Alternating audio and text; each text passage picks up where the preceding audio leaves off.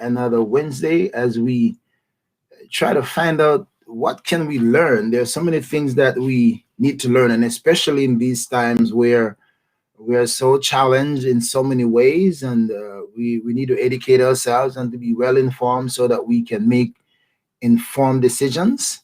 So I want to thank you for joining me on this live stream, and hope that as we go through this evening, you will learn something that is important and edifying for you.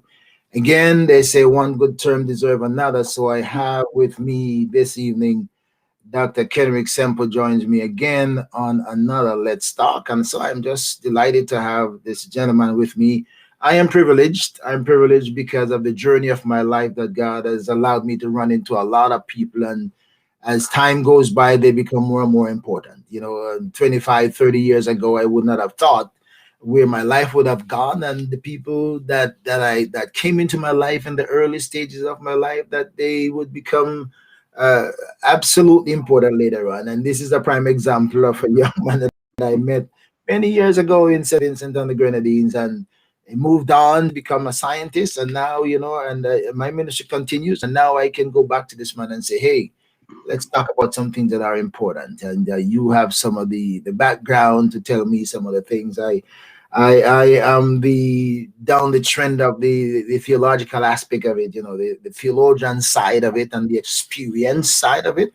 And then, I have done a little bit of study myself too, so I got a little bit of study behind my back, so I can actually keep up with these guys who are big time. So Dr. Semple is with me again on Let's Talk. Welcome, Dr. Semple. Thank you for joining me again. Yes, thank you, Bishop, and it's a great privilege to be again with you here on Let's Talk with the Doc, and I look forward to our conversation tonight. I am actually looking forward to myself. I am looking forward to myself because there's a lot for us to talk about, and I hope that as we go through this conversation, that it will be edifying to those who are listening to us, and edifying to me too. So we all learn as we go along. So last time we were talking, about COVID, the vaccine, and whether we should take it or not take it, etc. Is a vaccine safe, and all of that stuff, and you were giving us some information, and I know information continues to go. Today we heard that the Johnson & Johnson, that's right, is about to get the emergency use authorization. So there'll be another one on the market, which is wonderful. So okay. What have you discovered since we talked the last time about COVID that you'd like to share with us? COVID-19 vaccine, etc. You'd like to share with us. We talk about key facts that we need to know. Right, exactly. And as you said, right, today, I remember hearing the news this morning. That was really exciting, yes. The Johnson & Johnson. So this would be at least 3 folks would get to choose from. And we are hoping that it does receive the emergency use authorization. And so since our last meeting, I must say I've really been reading a lot. And it's really fascinating to see the amount of information that's out there. Indeed, we are in the information age, and I'm not sure people really know where to get some of this information.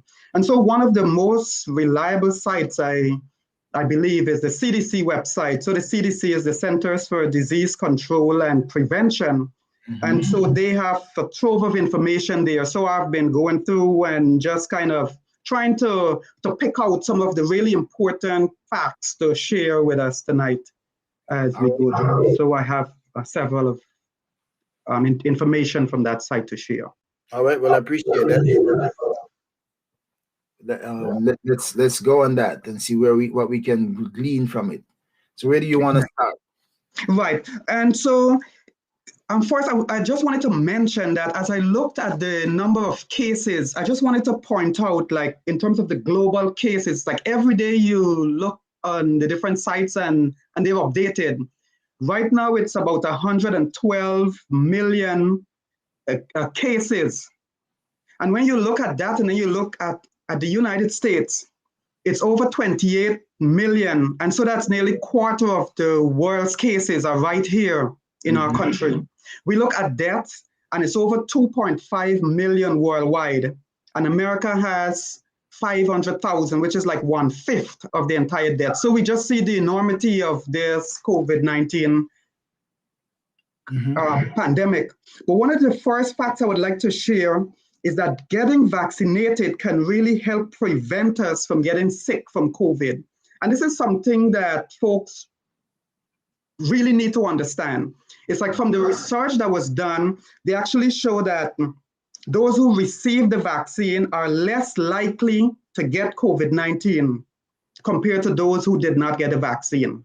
Apart from that, people who are exposed to COVID-19 after being vaccinated, if they do get infected, it's a milder case. So it's like a win-win. You really can't lose for being vaccinated. It's a win-win. Win-win. You either don't get the disease, or if you get it, it's really mild. And at least you live.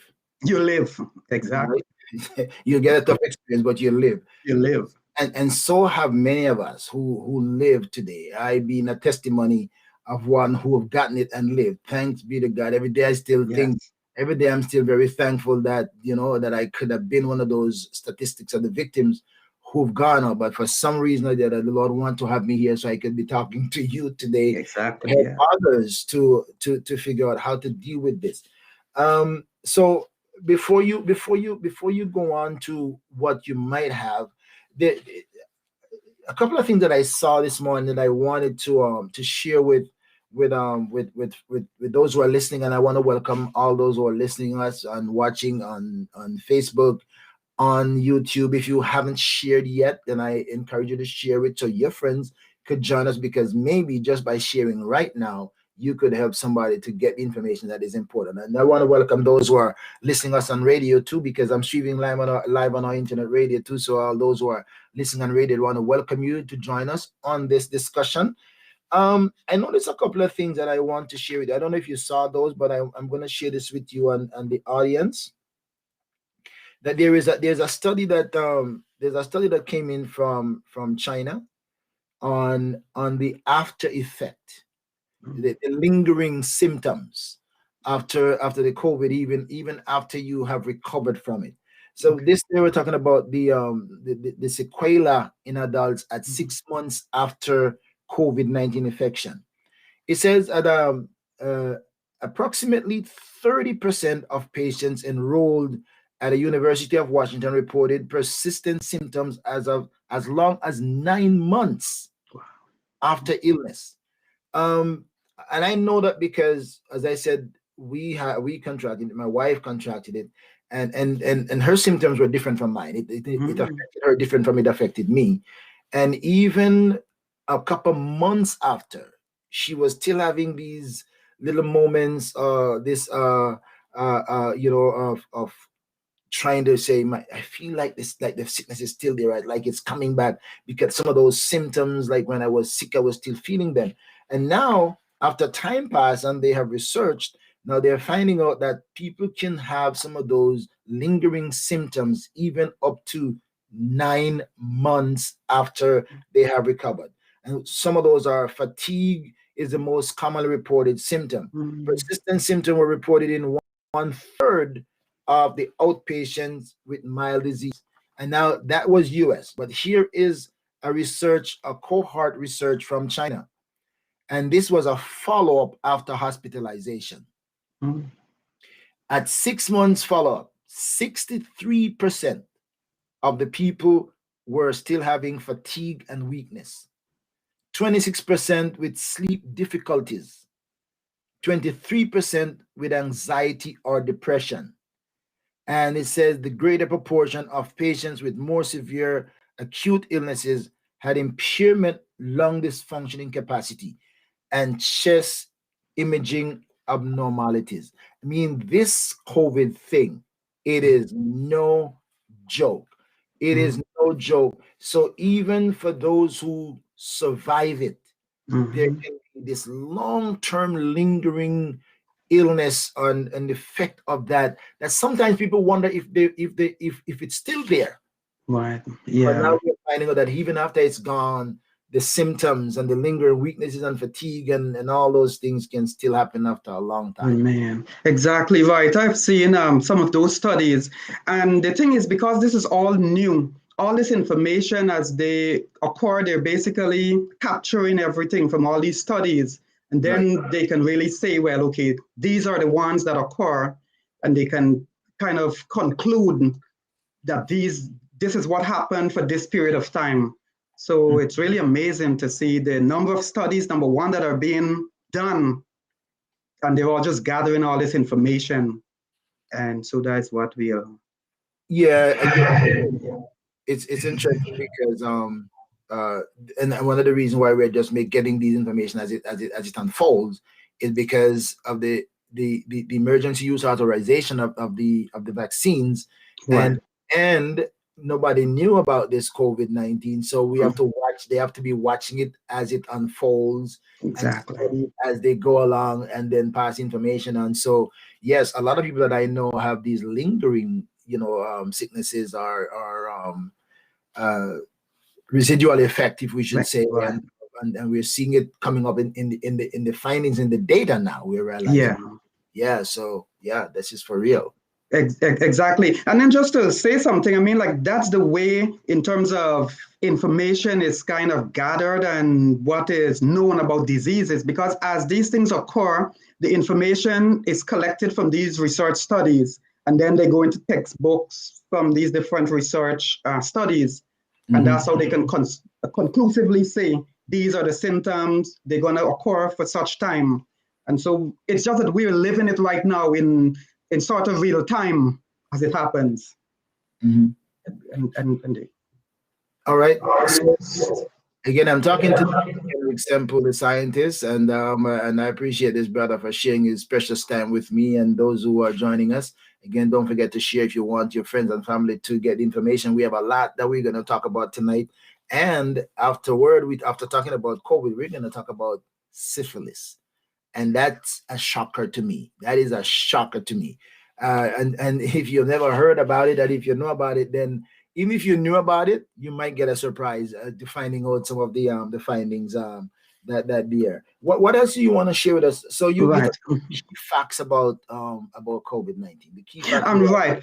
And so I'd like to pick up from the fact when you said, well, you have actually experienced it. And so what they've noticed is that some people who have gotten the disease, it's like sometimes it reoccurs. It's like they can be infected a second time. And because of that, it shows that the immunity, the natural immunity that they developed from that infection, it wasn't enough. And so they're still encouraging people, if you have previously been sick with COVID, you can still benefit from the vaccine. Right. So that's a really key You fact. shouldn't take it for granted that you had it already, so you're clear, free to go. Right, exactly. So that's really important for people to know. They should still take the vaccine. Also, one important thing is that the COVID vaccine, and this has been a question that many people would ask, is like, can I get COVID from taking the vaccine? Right. And so it's really no, it's really a big no. And the reason is, like last week or the last time I was describing how this vaccine, this mRNA vaccine is made. And so what we get in the vaccine is not actually the SARS-CoV-2, which is the virus, but instead it's the mRNA, which basically contains instructions telling the body how to make the protein. And so there's no way that we can actually get COVID-19 from taking the vaccine. Some people do get side effects, fever, pain, malaise, and all of that, but that's just an indication that the body is developing an immune response to the vaccine, and it's not that the person is developing COVID-19. All right. Also, I would like to say that we can actually stop the pandemic by trying to achieve what is known as herd immunity. So what is herd immunity is actually when a certain percentage of the population actually has either a natural immunity or immunity based on a vaccination. So that's the number is different for every disease. But the thing is that if enough people are immunized, then there wouldn't be transmission. And so if we can achieve herd immunity, we could actually stop the pandemic. And And that's actually and what we're trying to do. to get to herd immunity, they say you need to get to like I just lose my brother there. To get to herd immunity, I just lost my all right, he's coming back. To get to herd immunity, we need to have at least maybe 75% or so of the population to be immunized, so that are to be vaccinated, so that we don't have the spread going around. Exactly. Right. And as I said, it's really, the figure is actually not known, and it's just as they go, they kind of will see, well, okay, the transmission is down, but it's different for every disease. So that's really important. One of the good news about the one of the good I heard, because I'm following the news regularly. One of the good thing I heard is that they're now finding out that their chances are that you will, if you are vaccinated and get the full dose of the vaccination, then after 14 days, the chances are you are not transmittable. So you might not be able to pass it on to somebody else, because they weren't sure whether or no you were still able to carry the virus and pass on to somebody after the vaccination. Now they're saying you might not be able to transmit it to somebody else after you have been vaccinated after the 14 days pass. Right, and actually that's a very good point. And the thing is, they really don't know that for sure. That's really what they're looking at, because that would be very important to achieving herd immunity. Because even if you're vaccinated and you're not transmitting it, then that's what they really want to achieve. But as I said, they're still trying to ascertain that this is indeed a fact, that once you're vaccinated, you're not able to transmit the virus anymore. Which is really good news. Very good news. Very good news. Because eventually, and the other good news is that as we see the people are social distancing, taking it more serious. People are wearing masks, taking it more serious. We are washing and sanitizing, and what we are seeing now as a result of that, and with the rapid escalation, or you say of vaccinating more people, then we are realizing that I think they say it went down 12% today from what it was. That's a dramatic decline in deaths, yes, and that gives us hope. Right, that gives us hope that in another 6 months from now, God help us, that we could see some form of normalcy coming back to our lives. Exactly. As I saw on the news tonight, the NBC, they're saying it's about 17% of the population has actually received at least one dose of the vaccine. So that has really increased from a month ago, and when I was there, when I think it was probably just about 5%. And so that's really been good. But the two other important points I wanted to make was that, one, for folks to understand that the COVID vaccine will be totally free. And this is something I know in America here, health insurance, some folks are not insured, but there is a federal agreement with some of the the insurance companies and some of the health departments, where they are just supposed to vaccinate people without looking for any kind of compensation. So folks should be assured that the vaccine is going to be free. You mean that in the United States? In the United States, in the United States. I don't know what they'll do other places, but vaccination is free in the US. And it's free in the United States. United States right now, because you can go anywhere that is available, and if you meet the criteria, or you're going to your age group, you can get the appointment and go and get vaccinated and just walk out of there. No debt, no bill, nothing to come back to you. Right. Paying for that. So that is a blessing in disguise, which means there is no exemption. Nobody have a reason not to get vaccinated, because it's a no cost to you. Exactly. So that's important. And one of the final facts that I had here listed was that we are still required to wear the mask and to socially distance even after getting the vaccine. Right. And this I had mentioned, it's like there are a lot of unknowns still. So as information is collected, they would know, and I'm certain there would be some lessening of some of these restrictions as time go on and the data is analyzed as to whether we should continue to wear the mask if we're fully vaccinated. But for now, we're still encouraged to continue wearing the mask. I heard that. I also heard today that they're going to be the government is going to be issuing 25 million top level masks. Yeah. They're going to be bringing it about all over the country at pantries and local local organizations where people who and in low income areas, people who don't have masks, that everybody can walk up and get a free mask. And Exactly. they'll also be washable, reusable, so you'll have them for long term. So they're doing everything they can to help us to get back to normal. However, you and I have an obligation to help ourselves. Exactly. The last time we were here, when you were here, you had gotten your first dose Right. of the vaccine, and I was hoping to get my first dose.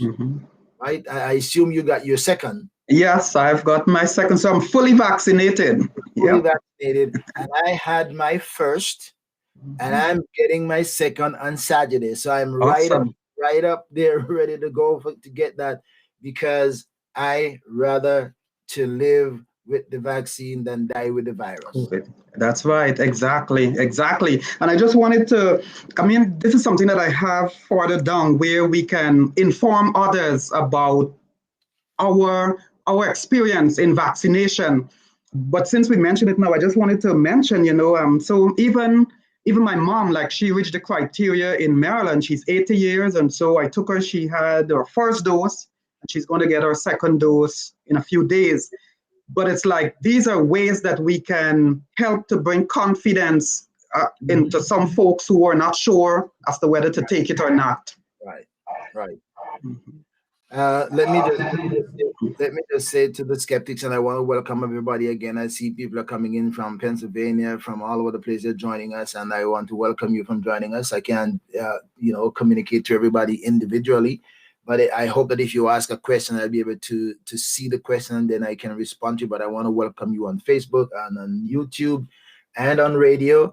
And if you're on Facebook and YouTube, and you can share it right now with your friend, you can hit your share button. The power you have in your hand is the share button. Share it, everybody. Share it with the public. Don't just share it with a little group. Share it with your public so that they can join us. And even after we've gone live, you can still share it, that somebody can watch the replay and still be edified and educated, because what we desperately want to happen, and one of the reasons why I'm consistently doing these programs, is because my community, our community, the most vulnerable, the most susceptible, it has also the most skepticism and reluctance in getting out and get vaccinated. My friends, it is FREE, and it is for your benefit. It will not, I heard that somebody may have died. I don't even know, because that's even not on the news regularly. But we know even today there may be 2,000 people, even though the death rate is going down and the hospitalization and the infection rate is going down, still we're having thousands of people still dying per day. So we need to protect ourselves and make sure we are not another COVID victim. Even if you contract it, if you get vaccinated, you almost guarantee you will not be hospitalized, and you almost guarantee you'll never die. So what do you have to lose? It's all a win-win for you. So don't wait. Exactly. And I'm really happy that you mentioned that, because that is what I think is really going to drive some of us, like healthcare professionals, ministers, like just community leaders, into speaking with people. Because what is there is, like, in the United States, it's like minorities, especially African Americans, are 3 times more likely to die from COVID than white Americans. And when we look at that stats, and when we compare that with the rate of vaccination, we see that we lag behind. Like, for example, one state in Maryland where I live, and it's one of the 12 states that actually record vaccination based on race. And the state has approximately about 30% African Americans, and yet vaccination is just around 15%. So we can see if we are 3 times more likely to die than whites, and yet we are 10 the times rate, likely to take it. yeah, right. So it's like we really need to get the information out. So 500,000 plus people died already for what the record shows. Chances are there's much more than that who have already died. And if the black is dying at a much greater number, black, brown, etc., just imagine the percentage of that 500,000 who have died. That maybe 300,000 out of that are in our community who have died from the vaccine. And if you're connected with me on the Facebook, you would see I post a clip when I took my when I got vaccinated. And I actually said what pains my heart the most is while I was there waiting to get vaccinated, and there were like maybe 200 people, in the lines. We've a formation of 4 lines before we get up into the building. And I kept looking at everybody in the crowd. I kept looking, and was hoping that I could see even 2% of black or brown people. It was like 99.2% of white. They were doing everything they can to get vaccinated, and the rest of us were staying home with our skepticism and our doubts. And I say, yes, we have a reason to be doubtful, but listen, our life depends on it. Our lives depends on it, and we are vulnerable, and we need to make the move for ourselves. I was so shocked and so disappointed. I kept looking and thinking that my eyes were deceiving me, and I keep looking behind the mask and just to see if I could see somebody looking like me. And I saw maybe 4 or 5 people out of 200, who were black. Right. Yeah, and that's really a concern. And what's understandable, it's understandable to the point as to why is it that some people are skeptical, especially African Americans, and it's historical as to there is this history of mistrust about the healthcare system from blacks in America. But regardless, it's like we still need to get the information out. We know there were 2 cases I had hoped to talk about, which actually we do believe contribute to the fact that there is this mistrust when like black folks are not sure whether they want to go take vaccines that are mass produced and mass distributed, given like cases of the Tuskegee trial and several other incidents. But apart from that, we still need to understand, we still need to educate ourselves, educate our family members, community, for them to know that in spite of these historical incidents, we still need to move forward and having a kind of call to action as to how is it we can survive this pandemic. There is life after the pandemic. So we want to see everybody on the other side of the pandemic. So we must do something. We just can't be passive. I am not trying to downplay the history or to deny history is there, but I think that history is where we're coming from, and destiny is where we're going. Exactly. And if we're not alive, we can't get to our destiny no matter what it is. Exactly. So we learn by history, but we pursue our destiny. And so that is important.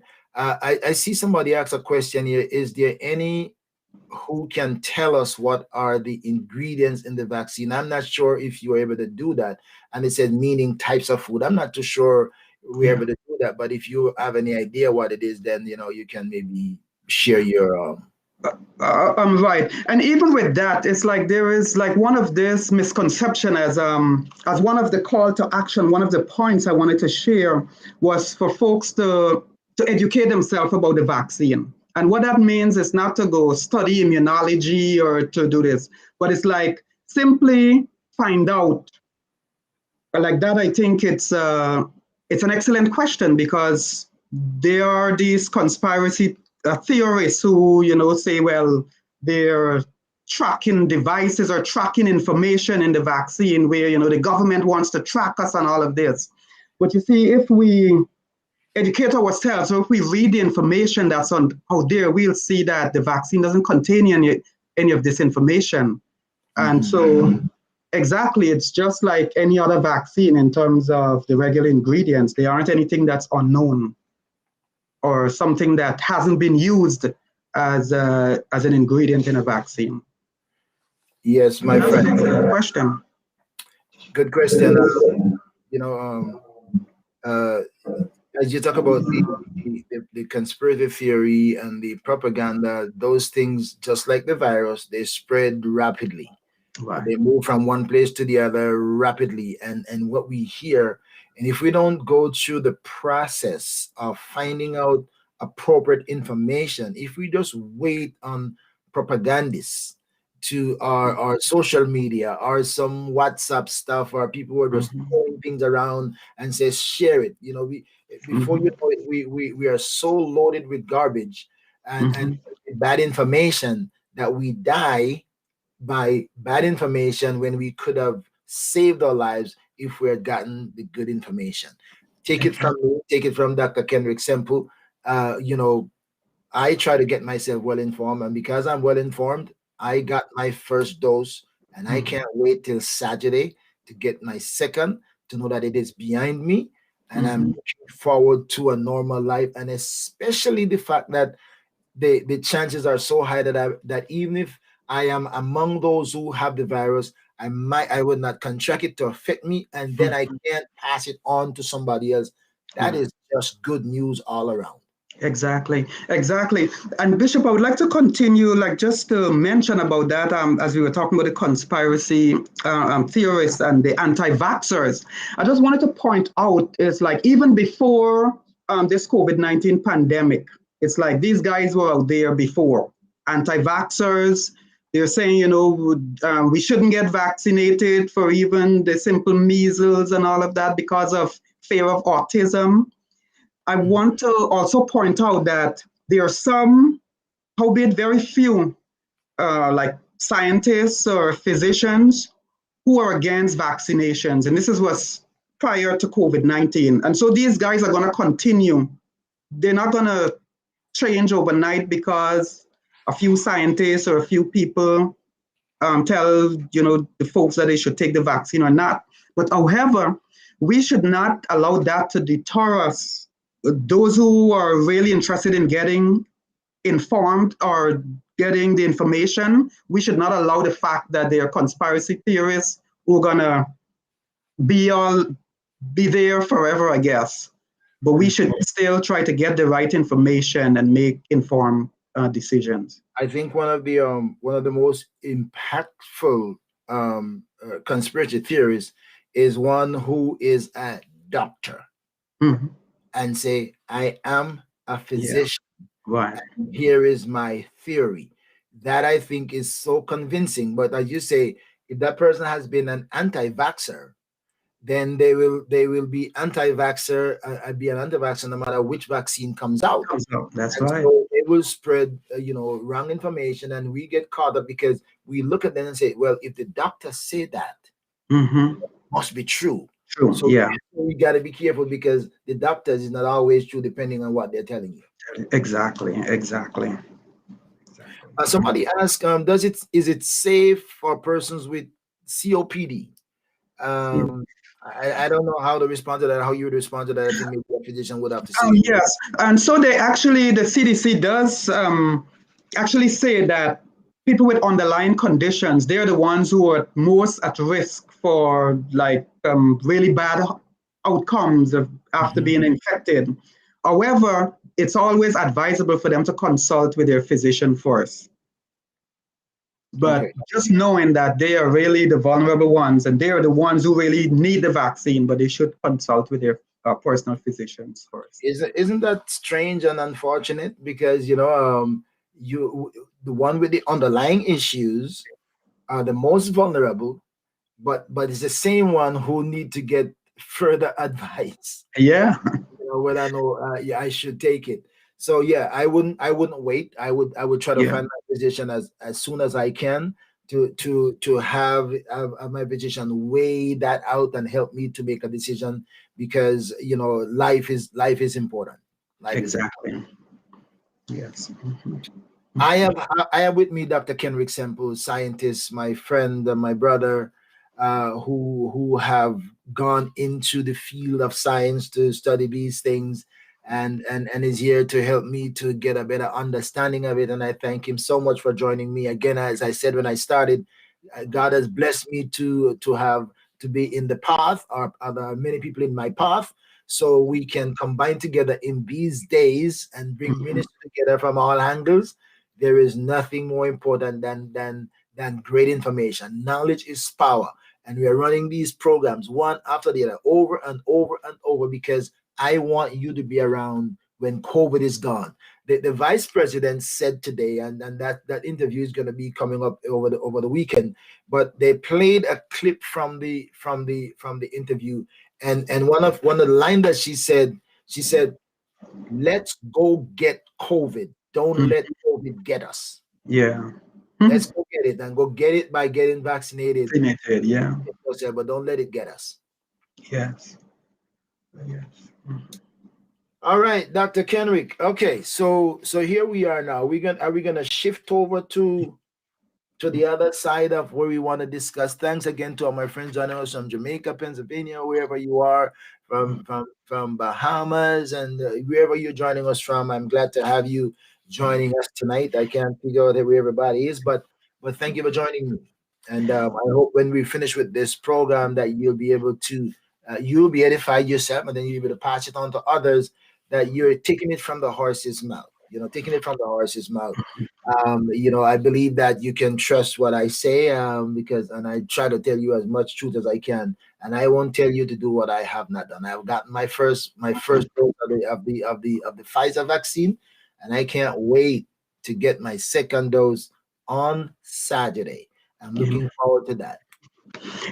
Yeah, Bishop, just before we go on, I just wanted to close off this section here by just giving what I would call like a call to action, just giving like 6 things which, I think people should do. Like, number 1, choose to get vaccinated when it's offered.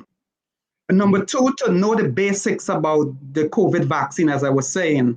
There are a lot of information on the CDC website, and just get the basic information. Number 3, help answer questions from our family members and friends and people we associate with. Number 4, to share your experiences with your co-workers, your friends, and your family. And number 5, you can show that you received the vaccine. Some places actually have like a sticker that I got vaccinated that you can wear to just show that you've gotten it. Or you can probably share it on Facebook. Like you said, you shared your experience. And so we can do this, and that can build confidence when people see, well, hey, oh, I know this person, they got it. So they must be, they've probably studied and they know what, and that can inspire confidence. And the 6th one is to participate in what is called V. It's a hyphen and safe, V safe. And this was something that I found after I went on the CDC website. And what it is, it's a CDC smartphone-based monitoring program where you can actually enter your information, like the date you took your first and your second vaccine, and you can enter any side effects or any feeling. Because what they're doing, they're gathering this information to actually know what is it that's happening. Because remember, all of this is just new information. And so I just wanted to leave that with you as sort of like a call to action. What is it you're going to do to survive the pandemic?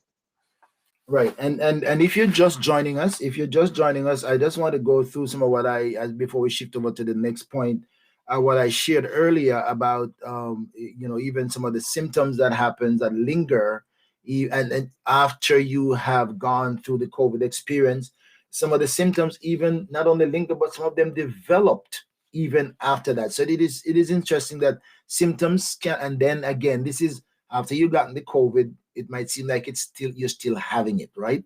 So it, just in case you contracted it and you're feeling this way, I just want to set your mind at ease to a certain extent, that some of these are some lingering symptoms, and they could linger up to 6-9 months. Symptoms can include fatigue, shortness of breath, brain fog. That means you're trying to remember, you're trying to get your memory back together. So it's something like slip your mind, and so brain fog, sleep disorders, fevers, gastrointestinal symptoms, anxiety, and depression. Some of these things can still happen, right? So don't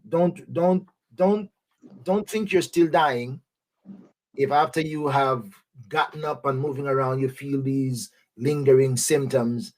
Even when the COVID is gone, it could study research so that it could hang around even up to 9 months after. But keep on drinking a lot of fluid. All right. So the next point we want to talk about, and this is a shocker for me. This one is a shocker for me, and it doesn't, again, I've grown up hear people talk about syphilis. I've heard people talk about it. I don't know if I know somebody who actually had it. I've seen signs, and somebody say that could have been, it could have been, and I don't know. But I find it interesting when I started to look at syphilis, what it really is, how it's contracted. Well, we know it's a sexually transmitted disease. I'm gonna leave Dr. Semple to give us a layout on that, and then I'll put my own little findings as I read, and some of the disturbing facts about syphilis. Right. Yeah, well, as you said, it's a sexually transmitted disease, and it's caused by a bacterium that's called Treponema pallidum. And it's, I think now in the developed world, at least, it's not as common as it used to be in years gone by. From the 1930s or so on, they were still trying to fully understand what it was and treatment and all of that, but it's pretty much a control for the most part. However, in some developing countries, it's still something that is an issue. In the United States, for example, as I was reading, it's more of a concern to the one which is called perinatal, which is actually, or congenital, I'm sorry, which is actually passed from the mother to the baby. That is more of a concern, which they have been seeing some increase in. But then as I was looking in terms of how common it is, like for 2018, it's like just over 100,000 were reported here in the United States. But then just to give a comparison, for HIV infection was only 38,000. So we see, 38,000 compared to 100,000. That is not as uncommon as one would hope it to be. Would think, yeah. But I think percentage-wise, if we think of that out of 300 million, then, it really is like that. But yeah, just one is just too much. From that angle, it sounds pretty good. But if you pull 100,000 people one side and say all these are infected or affected with syphilis, that's a great number of people. And the worst part about it, that it is also transmittable. Right. Yeah. So that 100,000 could become 200,000. Exactly. Right. Careful. Right. Exactly. And that's and that's the problem, because one thing with syphilis is the way how it is. Like as I was reading through the information, like the primary stage, which actually stays around for about 6 weeks or so on. Mm-hmm. And it's like when it moves on, folks can actually think as if they've been cured even without any treatment. Like, for example, the sores that would appear first, they would disappear regardless of the treatment. And so at that time, folks might be thinking that they have been cured. But actually, even after it becomes latent, some of the damage can still be done during that period. And that is one of the most, if I could use the term, disturbing or surprising or shocking or unfortunate thing that I found in my reading as well, because I was reading through what is this in the primary stage, and one of my concern, I say my concern, one of what is is interesting, sadly, or I'm curious because of how it appears, and I wonder. Um, I was surprised when I read that it really doesn't have pain. It is not painful, Yeah. right? And I don't know how sores aren't painful, but it's not painful. And and and if it is, it's in a discreet place, especially for a female. It can be discreet, and if it's not painful, but it is still transmittable. Mm-hmm. And if she doesn't know she has it, she could comfortably pass it on to somebody not knowing, and that person becomes infected with that thing, and nobody knows where it is coming from because it's not discovered by one party or the other. Right. And that's why, well, it said, of course, well, the physicians would know more in terms of diagnosis, because it can really be a problem if that period of time is gone, like the primary or the secondary stage, where like primary stage, you see the sore, the secondary, you see the rashes. But if that's gone, then it's really very difficult. At that time, it's definitely just the blood test that's done to actually confirm syphilis. And I know, like for in terms of blood donation, it's a test that's required for anybody who's going to donate blood. You must be tested for syphilis. As you said, the stages, the primary, the latent, and the primary, secondary, latent, and the tertiary, which I'd want to look at in a minute. But I think one of what I saw here, because the sore is painless, it can easily go unnoticed. Mm-hmm. The sore usually lasts 3 to 6 weeks, and regardless of whether or not you receive treatment, it will go away. Mm-hmm. That would have sound like good news, but Yeah, that's really not good that's news. bad news. Yeah. That is not good news to say it's gone away. That is Yeah. not good news, because even after the sore goes away, you must still receive treatment. This will stop your infection from moving to the second stage. Mm-hmm. And the second stage is also strange. During the second stage, you could have skin rashes and all that stuff even before when the thing go away. And I'm running through the stages here and I'm gonna give you the summary of it because you are the scientist. The latent stage is crazy to me. The latent stage of syphilis is a period of time when there are no visible signs or symptoms, and Mm-hmm. if you do not receive treatment, you can continue to have syphilis in your body for years Mm-hmm. without any sign or symptom. Exactly. So one of my friend was asking a question. He said he know this sister, right? This third sister he knows, and I think something happened. She'd gone to the doctor, maybe did some blood tests for some other reasons, and they're coming up that she has in her blood. Mm-hmm. They find it, and they're confused. They said, how could this happen? She's not having any sexual encounter with anybody for that matter. And so how did this happen? What I found out now in And, the, in the yeah. tertiary in the tertiary stage is that thing could hang around for up to 30 Yes. years. Yeah. Mm-hmm. Up to 30 years in your system without any signs or symptoms, and you still have it in your blood. Yeah. Yeah. And that's the sad thing, because that's the stage, even though it's rare, but when this happens, it can have, like, the different organs can be affected. Like, it can go into the nervous Yeah. system or the brain.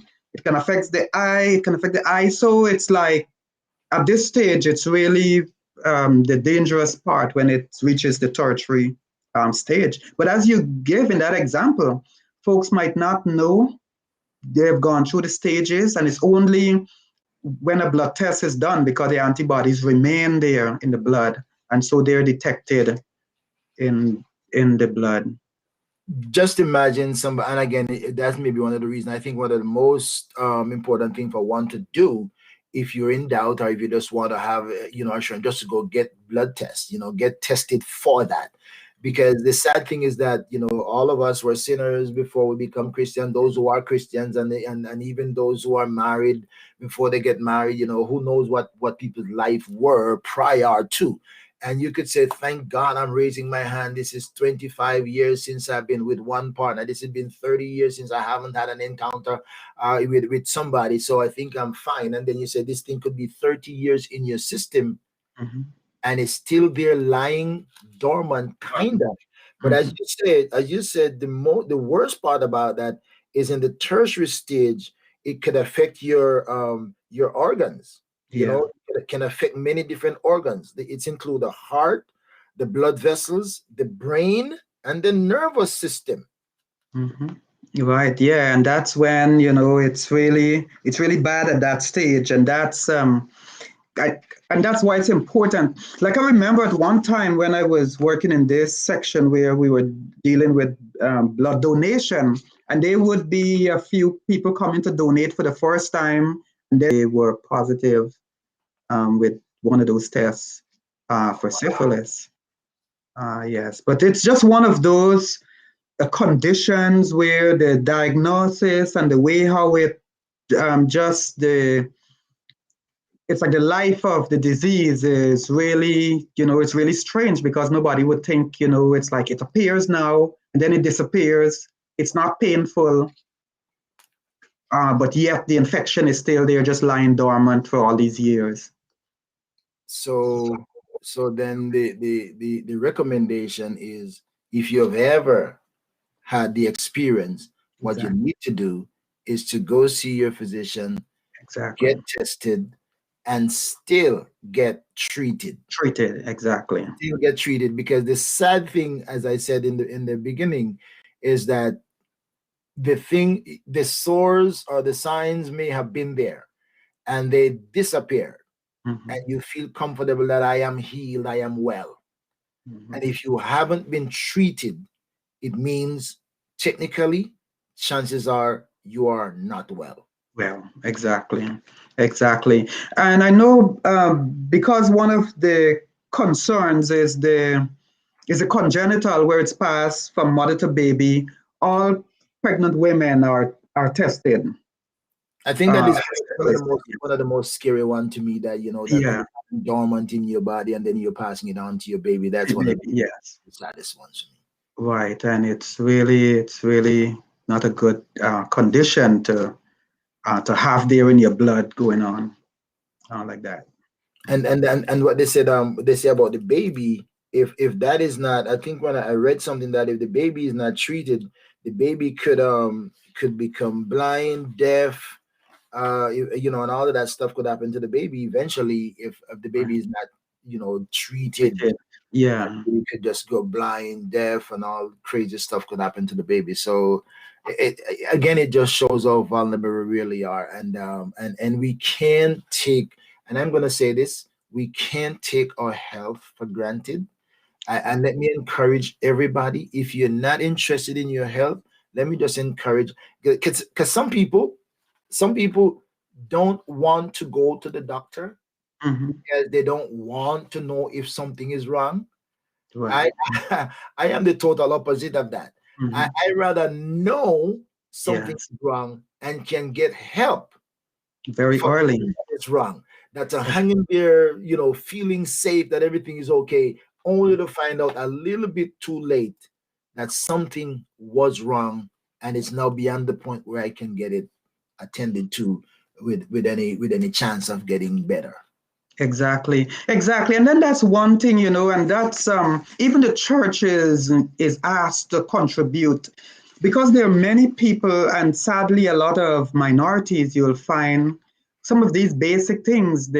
Some people don't have health care, they don't have health insurance, so they don't have access. And that, we have seen how it affected us in terms of COVID-19.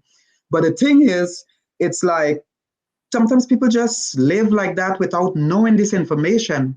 So us who are in the church, we are in different community organizations, we have the information. We need to educate people and let them know that this is important. It's like if you were detected now with any condition, your chances of recovery are much higher because of early detection. And I that's what we need to teach people.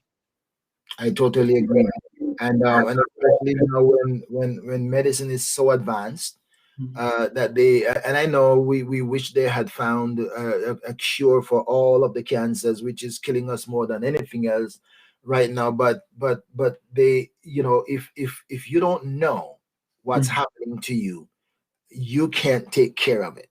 Mm-hmm.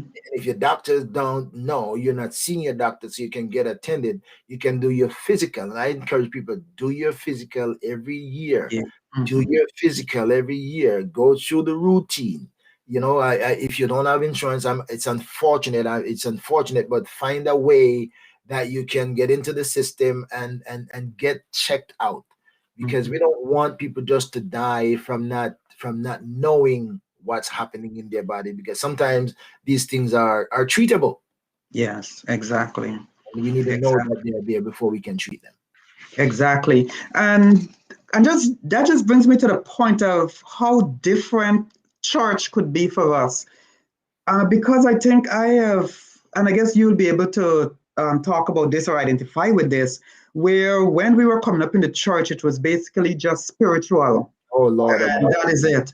But then we realized that because of the society we're living in, it's like we need to offer more than just that, because people are more than spiritual. believe me, brother, I have studied, I have studied clinical pastoral. I got clinical pastoral education, so I have had it on the theological, also on the clinical, on the psychological. I've studied that. And and we are, as you say, there was a time when we just pray for everything. Yes. The time we pray for everything, and everything that happens to us, even when we have brain issues, when we have mental issues, Yeah. we used to cast them out as devils. Yeah. We lay hand on mental issues and we're casting out as devil. Not everything is devil.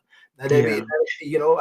and we used to think that if you were really a Christian, some things couldn't happen to you. Yes. So that Exactly. that mentality is spiritualizing everything. So Yeah. I have a balance in between, because I've studied both. Mm-hmm. And in my study of the psychological aspect of the human function and the mental aspect of it, and I grow to know that we are not one-sided or one party. We got both sides. We are spiritual beings, but we are also mental beings, Yes. physical beings, and we have emotions and all of that stuff, and we need to address them both. So Yeah. if somebody need physical, mental, psychological help, then we need to pray with them, but also provide them the help Exactly. to get mental assistance, so they can grow, they can come through that. Exactly. So in the church, we used to be all spiritual, and Yeah. in the medical side, it used to be all medicine, because Right. the scientists and the doctors or the physicians, many of them don't think that the man can have anything spiritual affecting him. So they're gonna treat everything. We need to have a Yeah. balance. So Exactly. Exactly. And that's what makes church so exciting and enlightening, because we see that even though we can pray with somebody about a financial situation, we might still need to teach them how to save, how to manage their finances, and all of that. So it includes going to the doctor on a regular basis to make sure you get your checkup and to know that everything is fine, or if there's a problem, so that it can start being treated. Amen. Amen. Amen. Totally agree. If anybody having a question, we're gonna give a chance, a few minutes that you can ask a question or two. Hopefully, Dr. Kenrick Semple can help us to answer, or I'll be able to try to see if in my realm of knowledge, maybe I'll try to answer. But if you have any question, you could ask it now. In the meanwhile, Dr. Kenrick Semple, do you have a summary, or anything recap? You just like to summarize what we talked about? Yes. And so just before that, I noticed there was a question, somebody asking, like, when would the vaccines reach Jamaica? And so it's only today I saw in the news that there is the first batch of this vaccine, and I'm trying to remember the word that it's called, but it's this, I think it's like a consortium of, it includes the WHO, and some other companies. But what they're doing, they're supplying vaccines to middle and low income countries. And so the first batch actually went to Ghana today. And I'm thinking, I couldn't remember the word, but so these countries are actually starting to get their share of vaccines. So I'm thinking very soon, within a month or so on, a lot of these countries would start receiving from this program that WHO actually set up. And it's free.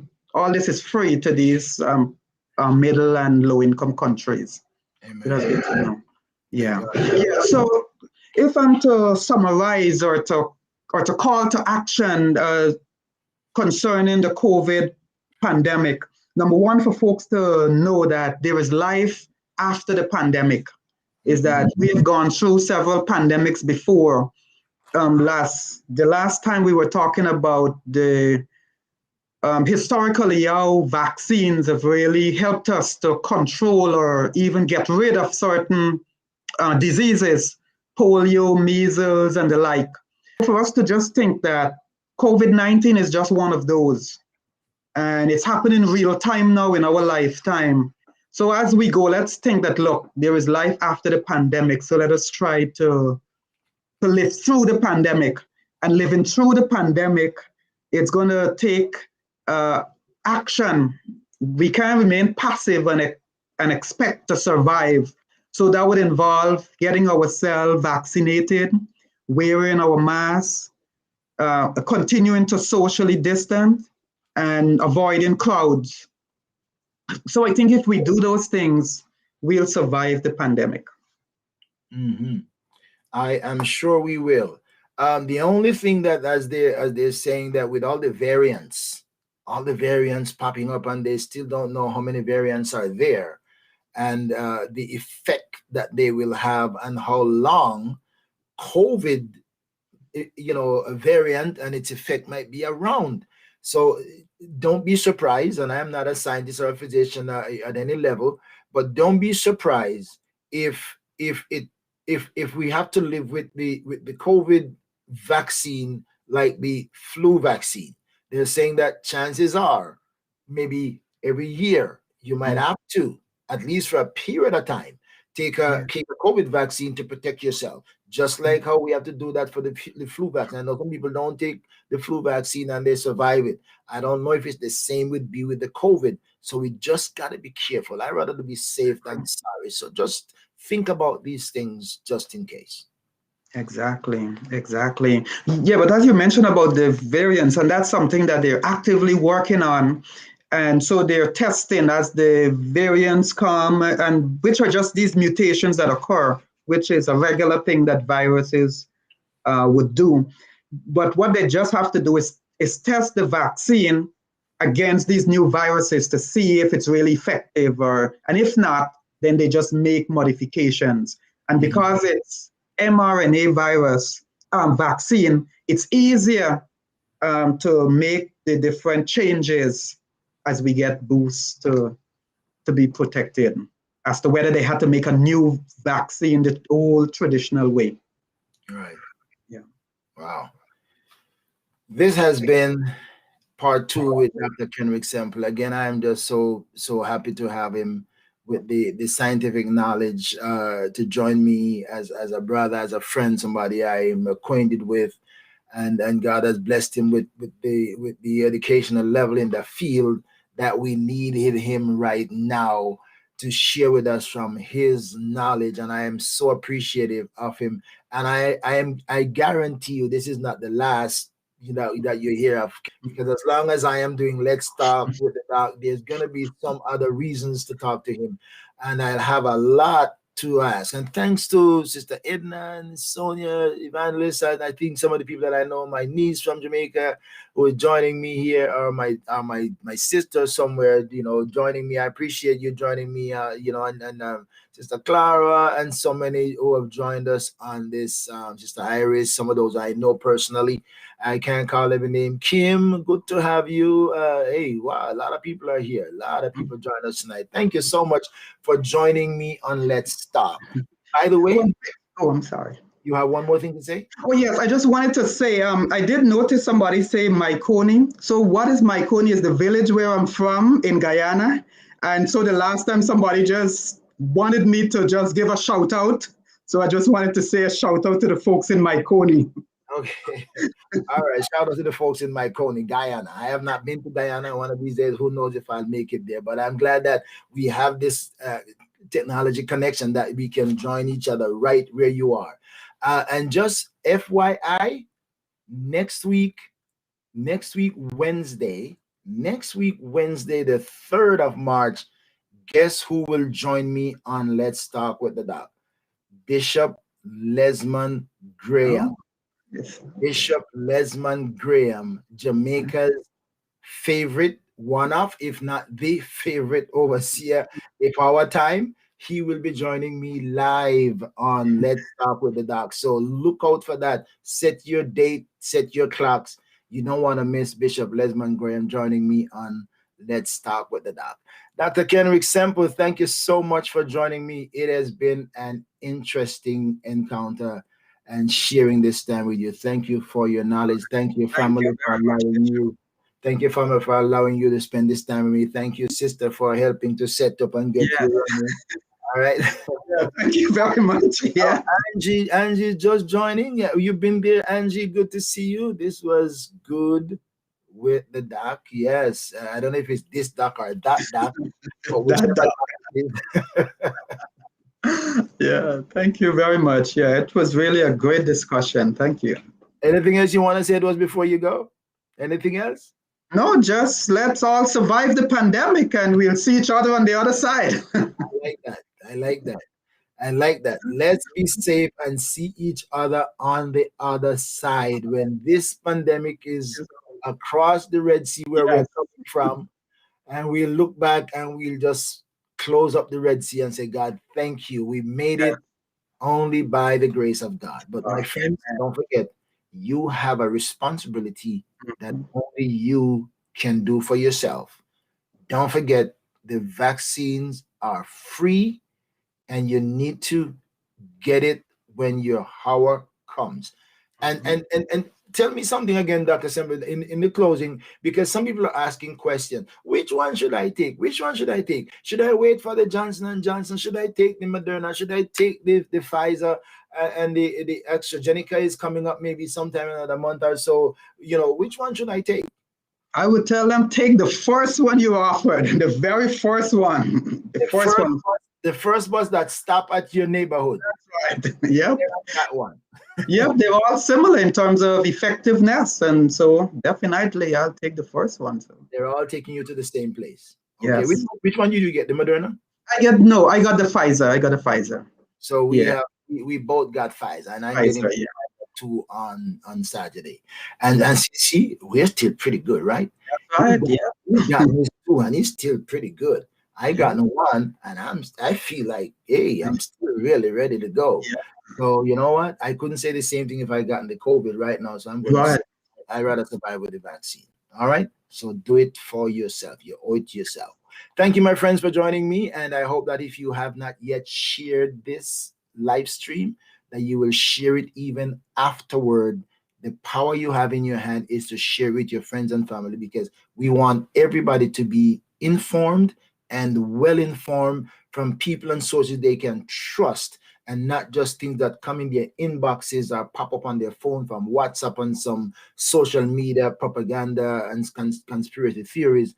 Get your information from good source so you can be edified and well informed, and you can make informed decisions. Yes. At the end of the day, like the vice president say, don't let COVID get you. Let's go get it. And the way we get it is by getting the vaccine and social distancing, and keep wearing our mask and do all we can. Wash our hands, wash it properly, so we get on the other side.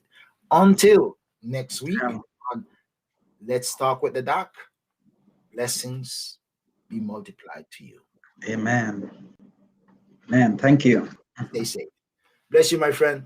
All right. God bless you. Have a great night. Take care of yourself and be good. Okay. Thanks. You too, Bishop. All right.